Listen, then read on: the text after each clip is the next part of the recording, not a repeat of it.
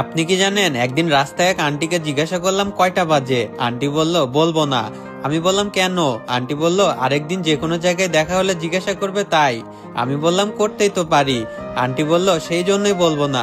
আমি বললাম কারণটা কি? আন্টি বলল এই ধরো, এইভাবে কথা বলতে বলতে আমরা পরিচিত হব, হঠাৎ আমার বাসার সামনে দিয়ে যাবে, চোখের সামনে পড়লে বাসায় আসতে বলবো ভাতিজার খাতিরে, বাসায় এনে বসতে দিব, তারপর চা এনে দিব, এরপর তুমি বলবে চাটা দারুণ হয়েছে, কে তৈরি করেছে? আমি বলবো আমার মেয়ে। তারপর তুমি বলবে দেখি আপনার মেয়েকে, এত ভালো চা যিনি বানান তাকে একটা ধন্যবাদ জানাই। তারপরে হাই হ্যালো এইসব হবে, কিছু কথাবার্তা হবে, তারপর মাঝে মাঝে আমার বাসায় আসতে থাকবে। একসময় ভালোবাসা হবে, তোমার মিষ্টি কথায় আমার মেয়ে তোমার প্রেমেও পড়তে পারে। একসময় বিয়ের জন্য প্রস্তুত হবে, আমার কাছে আমার মেয়েকে চাইতে আসবে। তারপর আমার মেয়ে বলবে আম্মু রাজি হয়ে যাও। বলতো আমি তখন কি চিন্তা করব?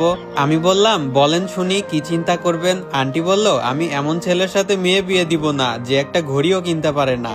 এটা শোনা মাত্র তো আমি বেহুশ।